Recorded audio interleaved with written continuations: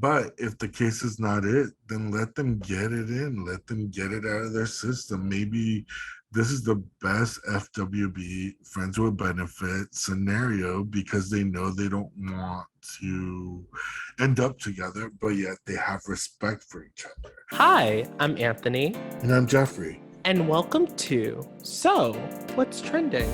The bi-weekly podcast that brings the sass, the spicy, and the serious to lifestyle and entertainment news.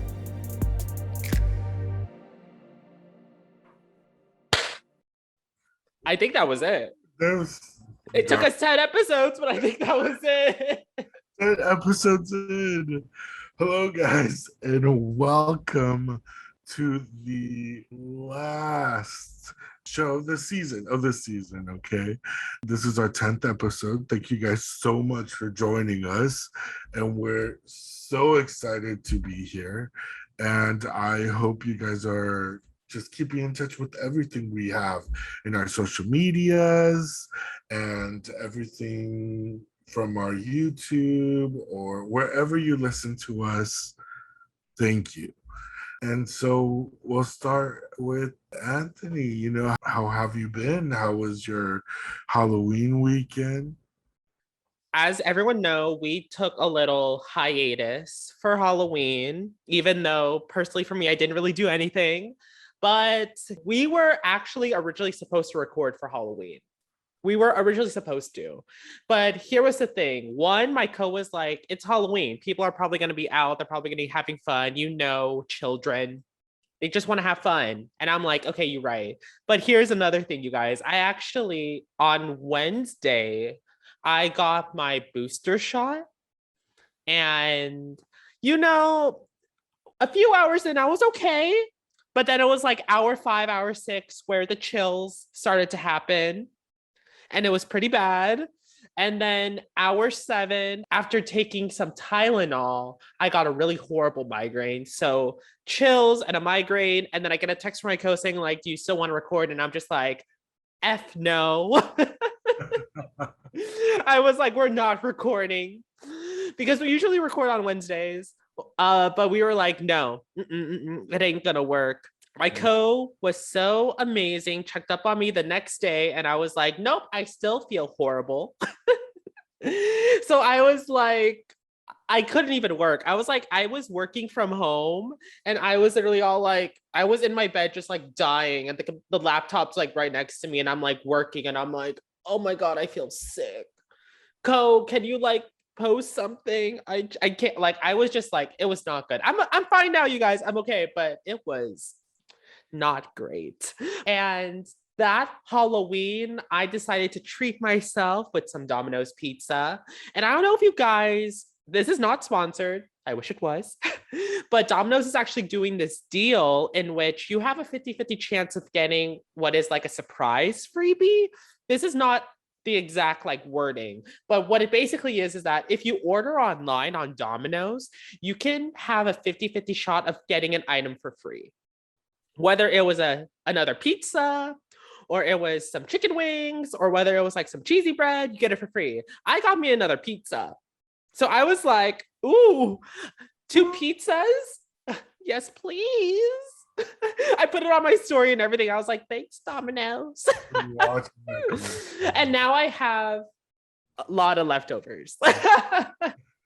How was your Halloween, Jeff? I hope you were safe and healthy. I think you're very safe. I kind of felt the same. I was planning to do actually not much, but I hope to hang out with like a bunch of my family or maybe cousins or whatever, but everybody did their own things. So, and I took too long like relaxing that by the time it came time to actually do anything, it was the same thing. Me, you know, the same thing you were probably doing. It was me, you know, some food, some popcorn, some snacks, and me watching. If you guys haven't seen, I pre-record them, and then of course I watched Hocus Pocus. That was my number one. I always do it like 2-3 times every October, and especially on Halloween. because I'm not much of a horror movie person, but I've been actually, there's this documentary that the AMC gives. If you guys have ever seen it, they're only about an hour each. They have commercials, so shorter. It's on the AMC app. It's called Eli Roth's, of course, famous director for History of Horror. And they're these amazing short talks that Eli Roth sets up these interviews with directors and actors and lighting and makeup people about certain subjects like slasher films or horror movies having to do like with comedy or psychics or whatever, and they take these themes and they break them down. And because I've been watching these, I actually have slowly noticed, I don't want to say love or enjoyment because I still don't kind of enjoy them. I still get scared, but my ease not as terrified to see some scare movies because they really do break it down. What happens behind the scenes? How are these movies so like artistic and thoughtful, and I love it. And if you guys haven't seen it, if you want to ease yourself into horror films, see that. I've also been watching Chucky the series. If you guys haven't watched it, I think it's pretty awesome. The creepy And doll? yeah, it's on the Sci-Fi and USA Network. I'm not a horror person at all. I'm totally like PC. I'm very picky about my violence. People know me. I like drama and comedy. I'm very like plain, but this or very like I like artsy stuff too. But it's been kind of fun. They've done a really good job, and so it's been kind of entertaining to watch that too. I'm not the horror when it comes to gore. Anything gory I can't do, and anything regarding religion I can't do. I don't do any kind of possessions or No, I ain't about that. I don't like that stuff. I don't like to think about that stuff. Like you said, no religion. Me and Jeffrey are gonna stick to our hocus pocus, and I actually we're just the lovers here. Like no, like I bought me a bag of Kit Kats, and then alongside watching Hocus Pocus, I watched the entire series of Harry Potter again. oh, nice. You know, a lot of people actually have that tradition for Halloween too. I know It was on HBO Max, all of the films. So I from like 10 a.m. to like 5 in the morning was just watching like all the series. I hope HBO Max one day does let's watch together thing, because a lot of people were doing that. You know, I saw on Instagram a lot of people watching the Harry Potter series throughout the last week of Halloween, of course. And, you know, you weren't alone. You weren't alone. Absolutely, absolutely. So, like my co said, this is unfortunately our last episode of the year. But before we even talk about the end of this season, we of course have to get into the stories. We have a lot that has gone on these past few weeks, and we're so excited to dive into it. So, for people who are new here, every 2 weeks, me and my co Jeff talk about the latest trending news stories that is going on in our world today, and we report it back to you with our unpopular opinions. If you're interested in what's trending, we highly encourage you to follow and subscribe to our podcast on Apple Podcasts and on YouTube, and to follow our social media at So What's Trending Podcast. That's at So What's Trending Podcast. So without further ado, let's just dive into it and start off the show. I will let my co take it away. So, very exciting post actually, and it's perfect because we have the wonderful matchmaker Anthony here, Canapi here, and so rumors have it, and word has it, right? Even E! News is now reporting that there's a suspicion going between Kim and Pete Davidson. So that's Kim Kardashian and Pete Davidson on their might be dating dates. So the first time we see them, right, we saw this on their SNL sketch. It looked very simple, very passe, and people are like, maybe something's there, maybe something is there. On Tuesday, November 2nd, E! News reports that in New York, they actually enjoyed a dinner at Campania in Staten Island after celebrating, and this is right after celebrating Halloween weekend together in Southern California, where they were actually caught holding hands and multiple times at Not Scary Farm at all places. They went to a double date with, of course, now engaged, congratulations, her sister, which is Kourtney Kardashian, and Travis Barker. So congratulations to you guys. And a lot of people are talking. So some sources say no, they're definitely just friends. But since I am a daytime talk show, people have to understand how obsessed I'm that, because I would love for this to be a daytime show one day.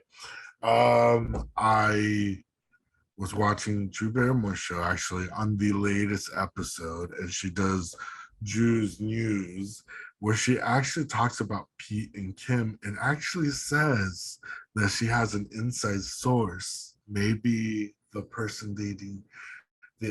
actual person dating Pete, that they went onto a baseball game and that Kim and Pete are just friends. Sorry, guys, that was a lot of breath, but of a lot of he says, she says, and a lot of suspicions. So where do we go from here? Where do we start? And what do you think about it, Anthony? Woo, where do we get started indeed? So you guys, first of all, before I even say my opinion, don't come for me being all like, Anthony, you're a matchmaker. This is like a good match, or you should know it's a bad match. I'm not a celebrity matchmaker at all, y'all. I'm a personal matchmaker. I just match everyday people. But when it comes to me, I really do think that this match is something where it's not preferred for me. I really do think when it comes to someone like Kim, she's definitely someone where, even though Pete is definitely like a great, funny, outgoing guy, I really do think Kim is more so. A lot of people like to say people like Nick Cannon, or people like that one person who dated Jessica Simpson. I don't remember the name, but here's my thing, y'all. I really do I see Kim personally. This is just my personal opinion. I really do think she needs someone for once who's not going to be in the celebrity eye. I really do think she needs someone who's very business oriented, who brings a lot of masculine energy, who really is going to take her and treat her to everything, but also give her boundaries. So allow her to be Kim Kardashian, but also allow her to be the wife of an amazing husband. That's just personally me, y'all. But when it comes to this match, I am unfortunately a pass. I really do think when it comes to Pete, personally, Pete does need someone who is a little bit more outgoing, a little bit more artsy, a little bit more someone where she is definitely extroverted, fun loving, who loves adventure, who loves to go out in the world and experience life. More so the person where it's I want to visit a place for the experience, and really wants to take into her craft. So someone who is very artistic, whether it's an artist, a dancer, someone who is very much so feminine, who's very much so lively, outgoing, who definitely knows she is an amazing individual inside and out, and someone who is definitely brings the female aspect to a relationship. But that's just me, y'all. What do you think, Jeff? No, you hit it on this. You saw me. I was saying right on cue. I believe, first of all, I think they're not together, not even in the slightest. If they get together, I wouldn't be surprised. I think they're each other's rebounds. He just got off a really two really deep relationships and she just is going through a divorce. So it would make complete sense. And they've been friends forever. You know, Pete is actually friends with Ye as well. And they've been in pictures and dinners together. So I don't even know what kind of friendship this is. You know, it can either be really casual, because I do believe that men and women can't be friends. I really do believe that. I know a lot of people would disagree on that. But if the case is not it, then let them get it in. Let them get it out of their system. Maybe this is the best FWB friends with benefit scenario because they know they don't want to end up together, but yet they have respect for each other, if that makes any sense. It's the best scenario in that, because when you're in FWB, you can't do it with someone you want to build a future with. It just work. It won't work out at all because someone's going to catch feelings. And I think in this case, it's not going to happen. Kim needs a man.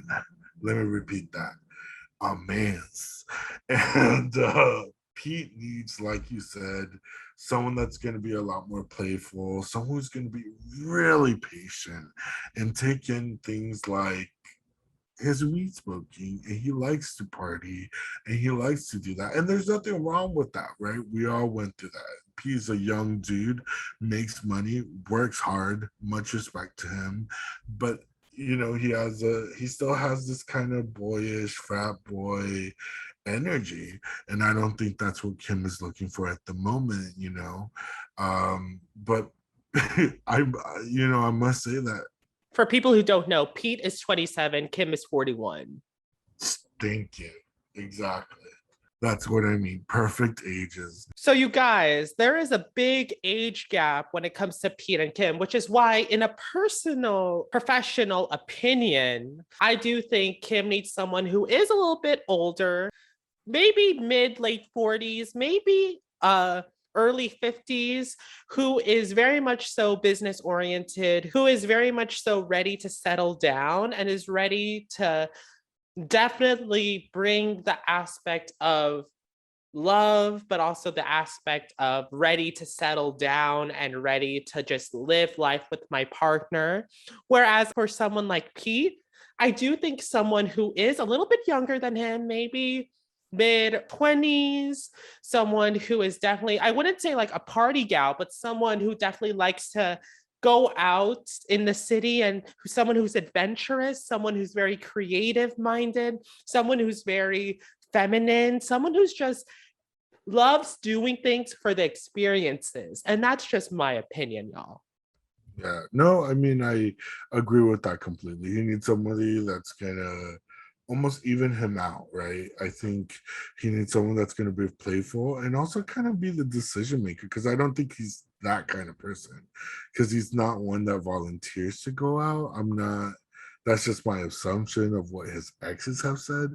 But at the same time, Pete does well in finding his girls. He has some search it up, guys.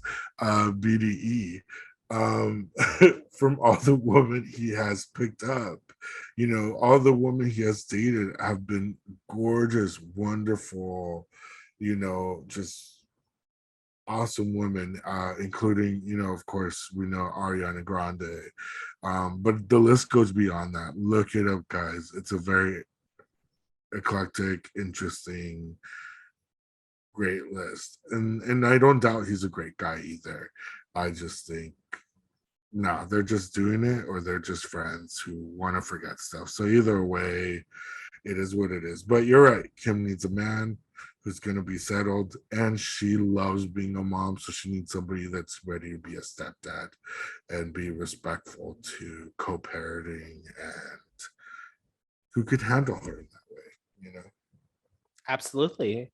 So, going to our next topic, what is your guys' take on this? So, according to New York Times, during the Thursday rehearsal for the Western film Rust, Alec Baldwin's character was required a gun for one of their scenes. So, the assistant director of the film grabbed one of the 3 prop guns and yelled, "Cold gun," which, if you guys don't know, in production, it indicates there's no rounds in the live gun. Unfortunately, it was not the case. And when Baldwin fired the said gun, shots began to fire. And unfortunately, it tragically killed the film's cinematographer and wounded its director. Due to the tragedy, it is now bringing up questions regarding firearm safety on set. So, for people who don't know, allegedly, this is all alleged, you guys, according to Insider, the assistant director did admit that he didn't check the gun for rounds.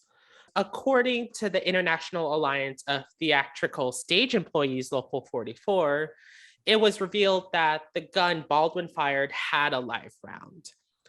However, according to the attorney who is representing the assistant director, they said that it is not the assistant director's responsibility to confirm whether the gun handed to Baldwin was loaded, despite the assistant director previously acknowledging to investigators that he should have checked all the rounds before declaring the firearm is safe. The attorney said he's not responsible for checking it. That's not the assistant director's job. If he chooses to check the firearm because he wants to make sure that everyone's safe, he can do that, but that's not his responsibility. They also said expecting an assistant director to check a firearm is like telling the assistant director to check the camera angle or telling the assistant director to check sound or lighting. So, for all of you who don't know, me and my co actually went to school for film. I went to school specifically for production work. My co went to school for journalism. So, before I get into my production headspace regarding this situation, I would love to know what my co Jeff would like to say. You know, this is another one where do we start? It's such a sad incident. And there's so much guys going on. I mean, even Nancy Grace has gotten into the action of breaking this down.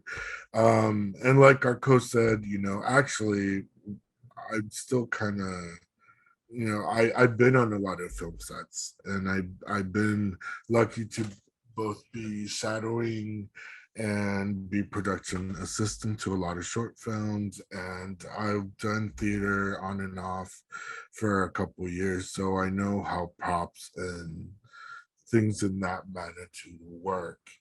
And I've been listening to the story.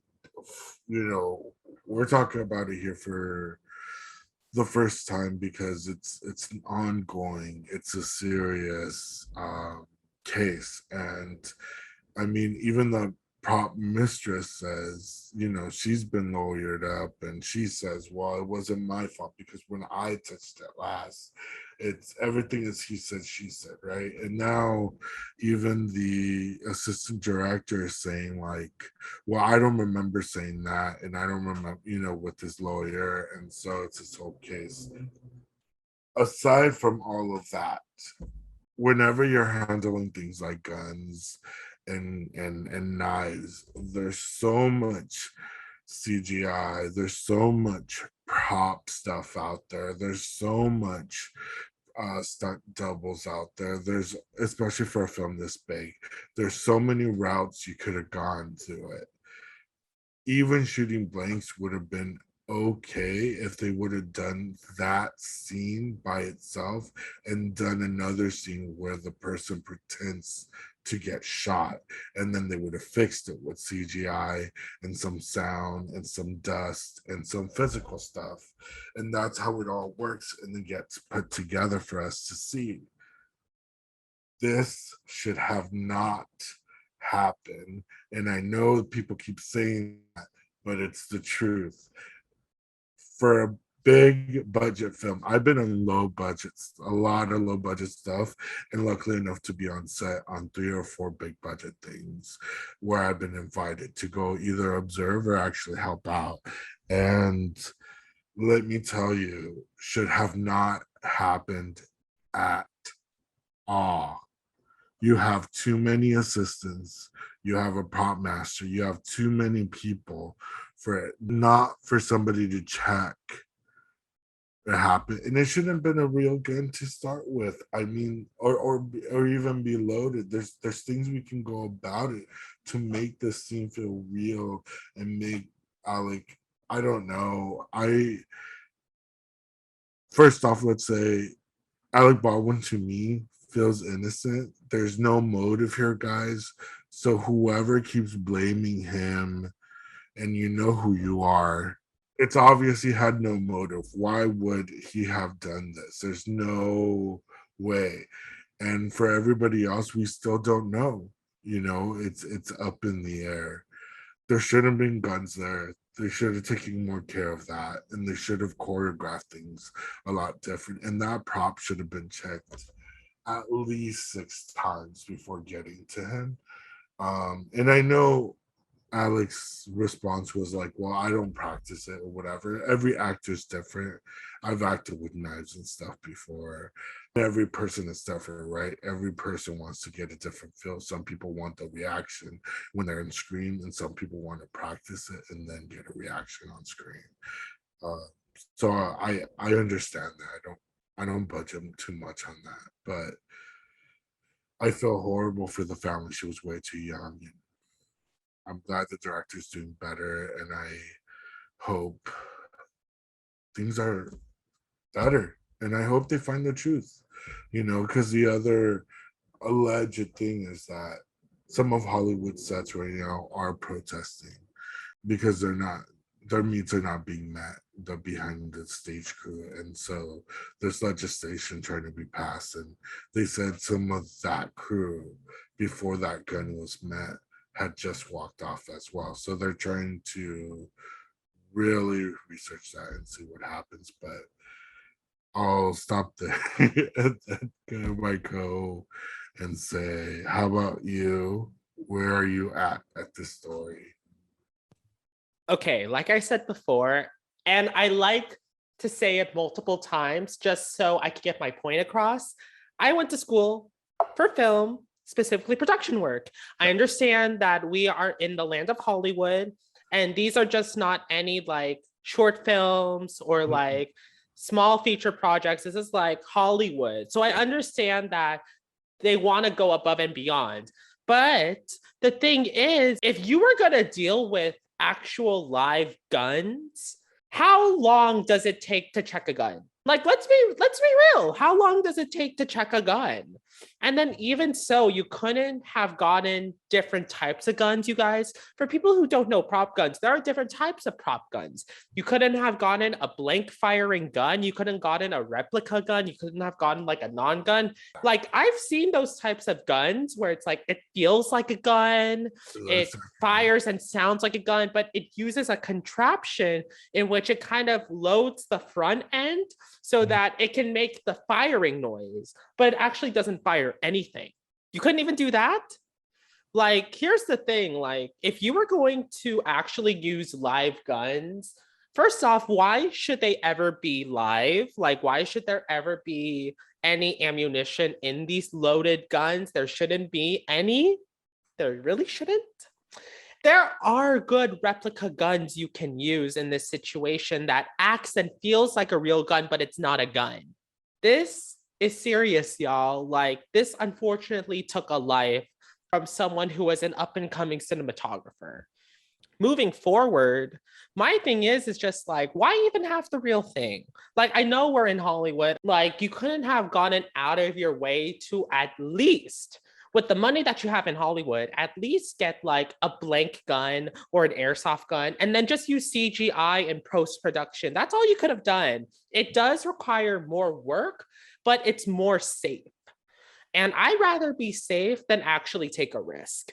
Like, even if I'm like a camera operator, or even if I'm like a production assistant, and I'm not even going to be near anything, I would like to know, hey, this stunt performer is going to like jump off something.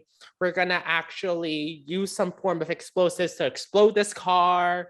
We're actually going to be using fire. Like, I would like to know ahead of time. And then I would like to make sure everything is checked and crossed to make sure everyone is safe, because it takes a village to make everything happen. And a lot of it starts with the stage crew. So it's very much so, this is a horrible tragedy. Moving forward, I hope this is a lesson learned. And I really hope this brings awareness to gun safety when it comes to live sets. I don't even mind using replica guns or non-guns. Yeah, it's going to take even more village to like do CGI, to post-production, do the Foley work, etc. I don't care. It's safer.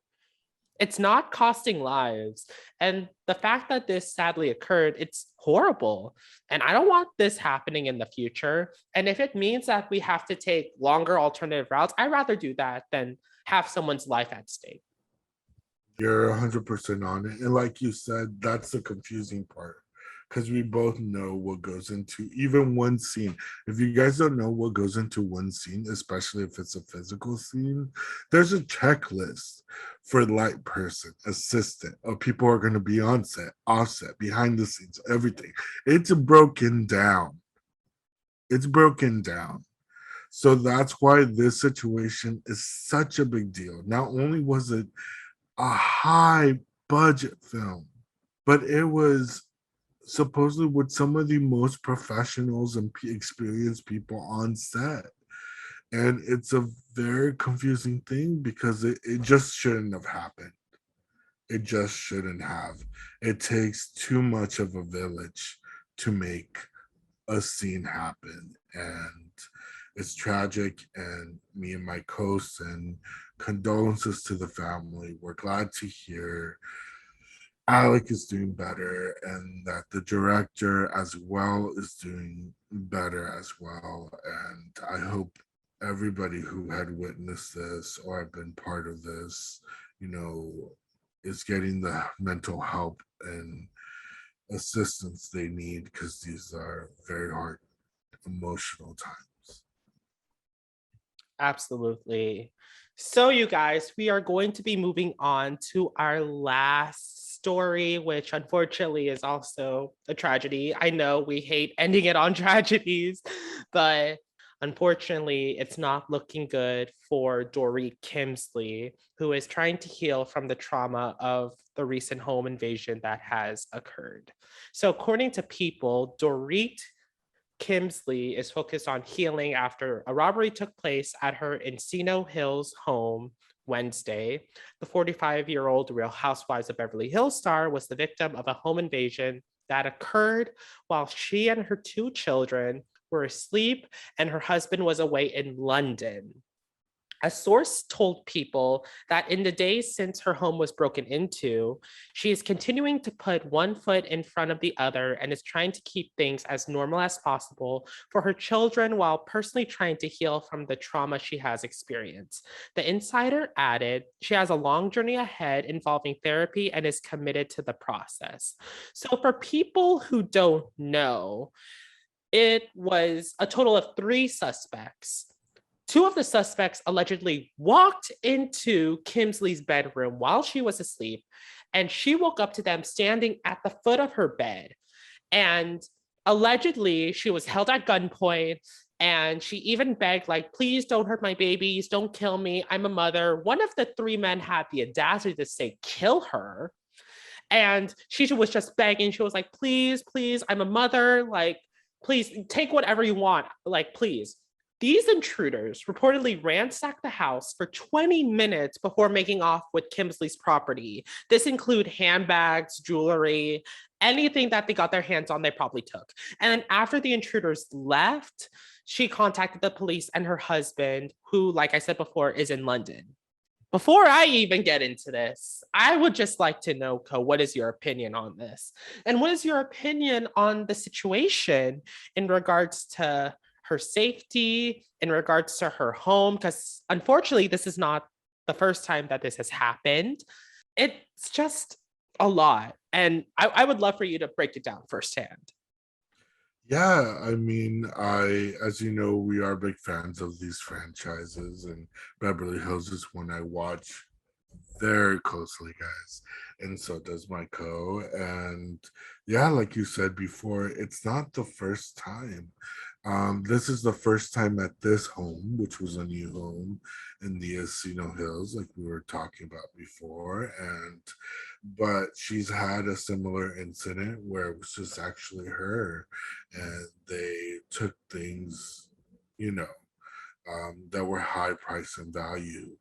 Um, Even the stuff that happened to Kyle Richards, he was also robbed earlier this past summer, and she's still healing from that because he took a lot of her stuff, jewelry and purses and things. And rumor has it, this is all alleged, it's all he said she said, that they share the same security system, which is a company from Teddy Mellencamp's husband's company. And so there's things happening there, but it's all alleged. I don't have more information on that. That's all I read, and it was a tabloid. And so we'll go from that. But it's horrible. And it happened on the same exact night. She was talking about her stuff on the reunion show. It was part 3 of the reunion. And she was still talking about it. She said it, and she, that night after she mentioned that stuff, she got robbed.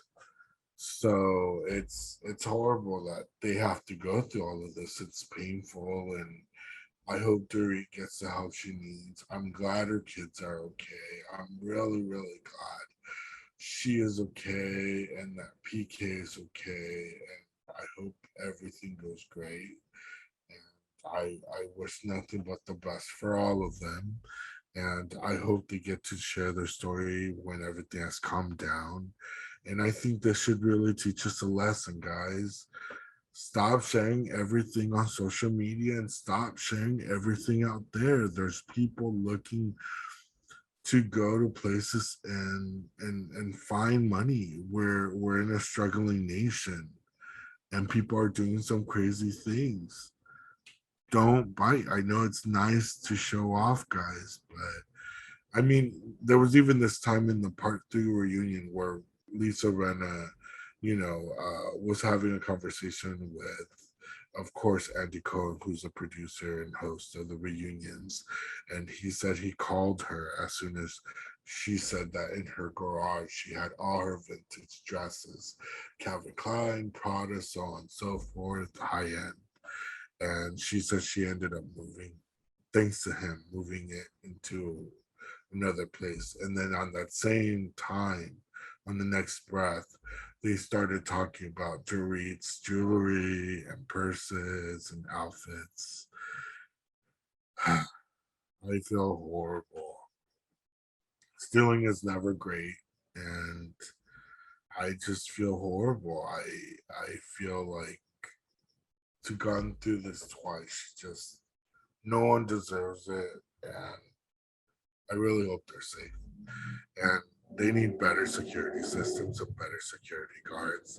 It's time to up the ante. This is the second time. So for people who are not LA natives, I just want to give you a brief, unofficial history lesson on LA in regards to areas within LA. Because a lot of people think with these Real Housewives that they're probably in they are in somewhere in Beverly Hills. No, y'all. So Encino Hills. Encino Hills is what is considered in the Valley of Los Angeles.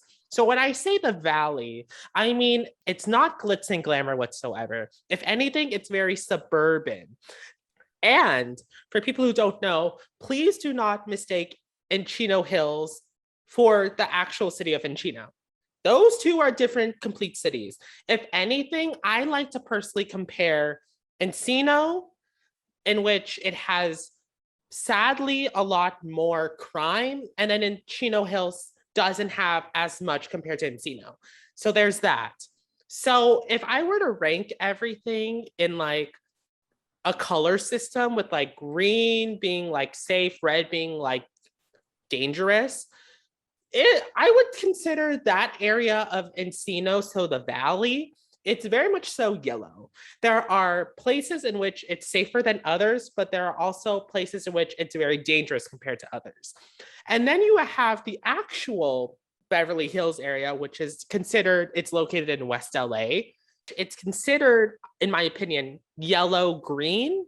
And then you just have downtown LA, in which it's just straight up red. It's just straight up scary. So y'all, I don't know why. Maybe it's like a phobia of like city and then hills at the end. When I think of like a city and then it ends with hills, I think of like the Hollywood Hills thing with the whole Charles Manson thing. That's what I sadly think of like in Encino Hills. I don't know why. I really don't know why. It's because a lot of people like, I did see some horrible comments like, wait, what? Isn't she like in Beverly Hills? Doesn't she have like a security system? Not everyone lives in Beverly Hills, y'all. They just don't. She is in a part of town in which, unfortunately, although it's not the worst, it's not the best. And her house is, guys, it's actually easy to get to. Like, you can actually pass by the house. You don't have to put in a code to get into this neighborhood. You could actually pass by the house and you can literally be all like, oh, that's Dorit Kemsley's house. We're not advising it. We're just trying to make the point. Yes, we're trying to make the point. But literally, like, just to go back to everything, this is horrible. It's horrible. Let's be honest, y'all. And, you know, I really do hope that, I don't want her to fear this will happen again. Because you guys, this is not the first time. It's unfortunately the second. And it can be triggering when it happens again. So I really do hope that through therapy, it will be little baby steps in which it's like, I'm not going to have this situation be the fear that brings sorrow whenever I think about it. If anything, it's going to empower me.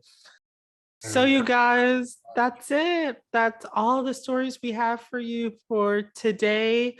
Me and my coach just love being able to talk to you guys and being able to interact with you guys. But we do have some exciting news. We are going to be coming back within the new year, 2022, stronger than ever. But until then, don't worry, y'all. We will still be here updating you on the latest trending news stories that is happening in our world today on our social medias. That being said, you guys, thank you so much for tuning in to our last episode of the season of So What's Trending. If you're interested in what's trending, we highly encourage you to subscribing to our YouTube and following our podcast on Apple Podcasts, and to follow us on our social medias at So What's Trending Podcast. That's at So What's Trending Podcast. And if you go to our social medias, you can also follow our personal social media. You can follow me at Anthony Canapi. That's at Anthony Canapi. And you can follow my at Jeff A. Valdivieso on majority of my medias. We also have a link tree on our Instagram page. So click that link. Check out all our sites. But that being said, y'all, this is going to be the last you're going to hear our voices until the new year. But until then, and until 2022, please continue to stay safe and healthy during this hectic time. And we will be seeing you very, very soon in the new year. Woohoo! Bye, guys. Love you.